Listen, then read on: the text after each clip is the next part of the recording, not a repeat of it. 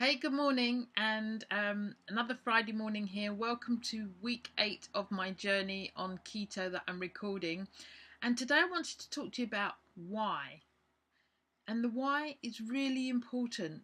It's important in many things that we do in life, but in this, you really need to have a good why to keep you focused, because it's so easy to fall off the bandwagon. And some of us do fall off the bandwagon, but it's again, how do you get back on it? And that will be your why. So what I'd like you to do this week is take some time to think about why you want to reduce weight.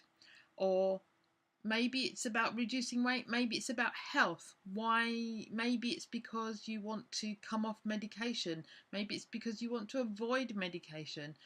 Last week we spoke about Alzheimer's and dementia. Maybe you just want to avoid that.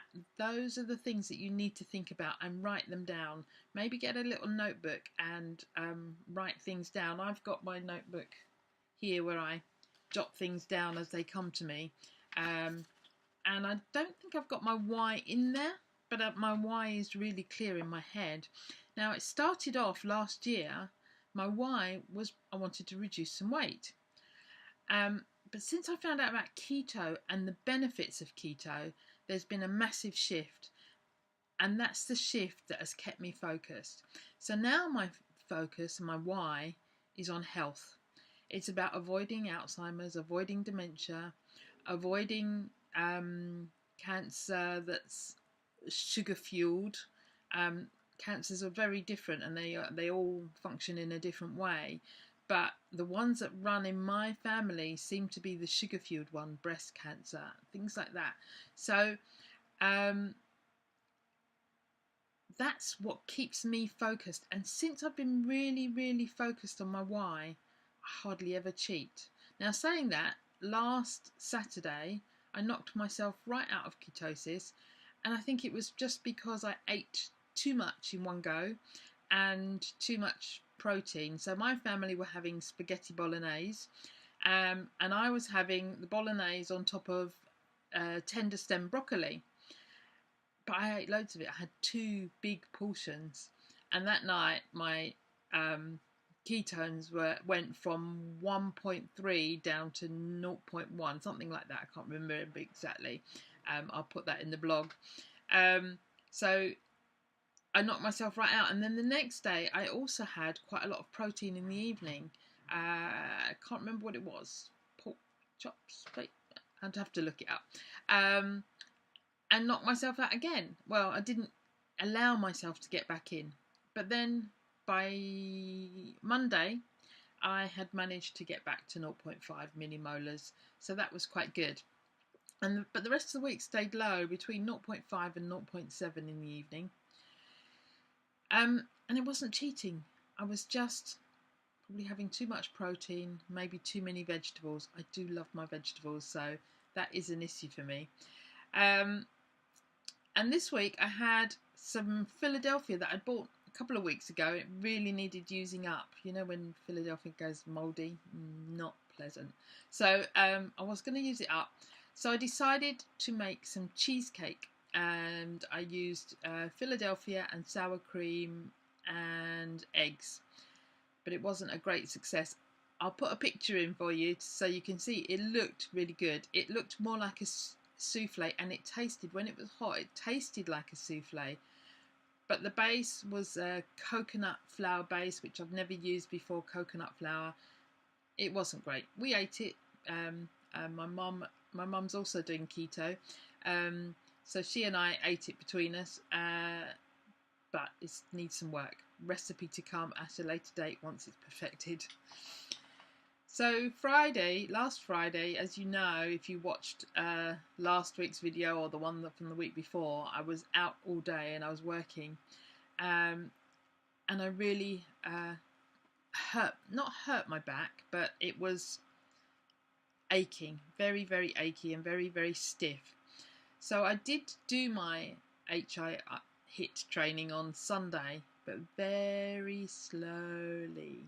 So all the movements were really slow. I had to do this. I couldn't lift my legs up. But I'm glad I did it, because even though I didn't get the normal exercise that I normally get, I didn't have the active calories, and I didn't burn the minutes on my exercise ring on my watch. I'm glad I did it, because it did loosen up my back, and it was still stiff for a couple of days after that. Even the HIIT training that I did, I think on Tuesday, was still slow and stiff and awkward, but I did it again. I haven't done it since, but tomorrow's another day. So normally when I do my HIIT training, my exercise ring on my watch goes to 18 to 20 minutes. So on Sunday it was 11, and on Tuesday it was 7. So really, you can see how I was hardly moving. But my back has loosened up and it's much better now.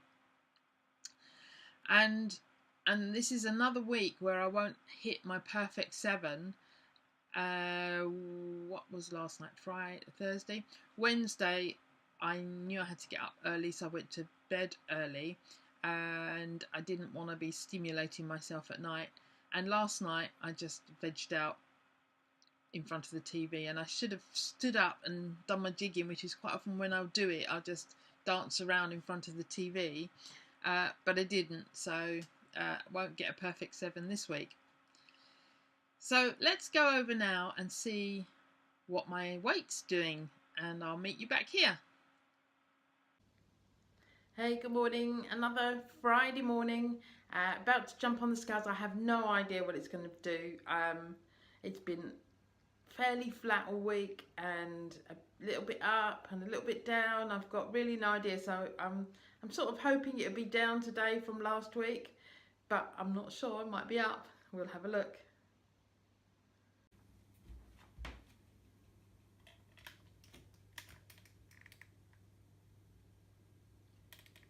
14.2. That's great news, because it's less than last week, well under, and under my 3rd weight goal. So, hey, wasn't that good? So in June 17, I was 231.8 pounds. Last Friday was 199.6.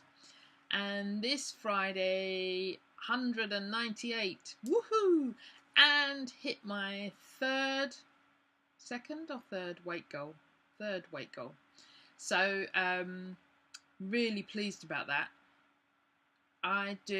So the way I do it is 5% of my body weight.